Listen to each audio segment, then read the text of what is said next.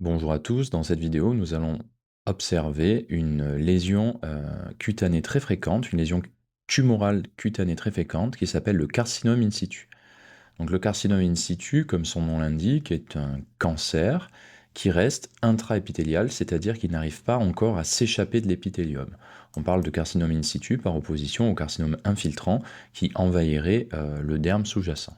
Donc là, si on observe le derme, on ne voit pas de boyaux tumoraux qui rentrent dans le derme, donc on est bien face à une lésion in situ. Et une autre manière d'observer ça, c'est tout simplement en, en observant la limite inférieure de la lésion qui reste bien continue. Ici, cette zone-là, c'est la zone de la biopsie antérieure qui est cicatricielle parce que cette lésion a été biopsiée antérieurement à l'exérèse. Quelles sont les caractéristiques du carcinome in situ? La définition du carcinome in situ, c'est la désorganisation architecturale.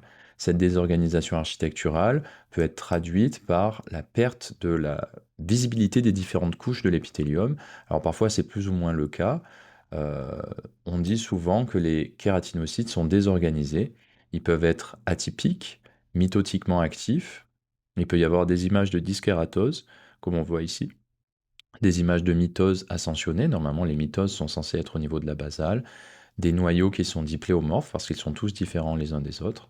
Et puis, cette impression qu'il y a trop de monde dans l'épithélium et surtout que l'épithélium n'a plus de haut ou de bas, il est désorganisé. Donc le maître mot quand on décrit un carcinome in situ, c'est que c'est une prolifération kératinocytaire intraépithéliale avec désorganisation architecturale, activité mitotique augmentée, des cellules dyskératosiques. La lésion peut être hyperkératosique, comme c'est le cas ici. Tout ça, c'est de la kératose qui formera une volumineuse squame ou croûte cliniquement. Mais parfois, les lésions de carcinome in situ peuvent être atrophiques ou ulcérées. Pas tous les carcinomes in situ ont une limite abrupte latérale nette, comme c'est le cas ici. Vous voyez ici l'épithélium normal et d'un coup le carcinome in situ qui commence et puis qui va progressivement s'arrêter. Parfois la limite est plus progressive, parfois ça peut être padgétoïde comme dans un mélanome. Euh, tout est possible. Une autre caractéristique de ce carcinome in situ, qui nous fait orienter plutôt vers une maladie de Bowen, c'est son caractère strictement intraépithélial et qui respecte la couche basale avec un aspect dit de l'eyeliner, c'est-à-dire que les kératinocytes basaux sont préservés, vraiment la tumeur est présente au-dessus.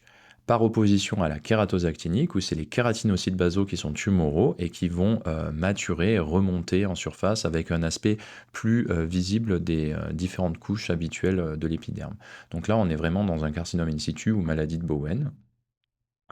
Et pour éventuellement nous conforter dans le diagnostic, et ces examens complémentaires ne sont pas du tout utiles là pour le diagnostic, ils ont été réalisés pour illustrer ce dossier à visée pédagogique. On peut utiliser le Ki67, donc vous savez que le Ki67 est un marqueur de la prolifération basale. Voici un Ki67 normal qui marque les noyaux des kératinocytes basaux ou parabasaux qui sont en cycle cellulaire. Dans un carcinome in situ, la prolifération va être augmentée sur toute la hauteur de l'épithélium et montrera, outre les figures mitotiques, le pléomorphisme cellulaire, c'est-à-dire que les noyaux sont de taille et de forme différentes, ce qui est complètement anormal dans une tumeur. Donc là, on est vraiment dans un carcinome in situ. Une tumeur bénigne aurait une prolifération beaucoup moins augmentée et plus organoïde, c'est-à-dire qui resterait proche de la basale. On peut céder d'autres marquages, comme par exemple la protéine P16, qui peut être surexprimée en bloc dans certains carcinomes in situ. Là, ce n'est pas le cas. Là, elle a une expression qui est variable, mais pas du tout en bloc. Par contre, la protéine P53, elle, a voilà, une expression dite mutée, c'est-à-dire en bloc. Tous les noyaux surexpriment P53. Donc ça, c'est en faveur d'un carcinome in situ. Souvent, on parle de carcinome in situ d'origine actinique lorsqu'on a une surexpression de P53. Et pour les carcinomes in situ qui sont P16, on se dit que peut-être c'est lié à une origine virale. En tout cas, il n'y a pas de lien parfaitement établi entre le profilage P53-P16 et l'origine des carcinomes in situ dans la peau.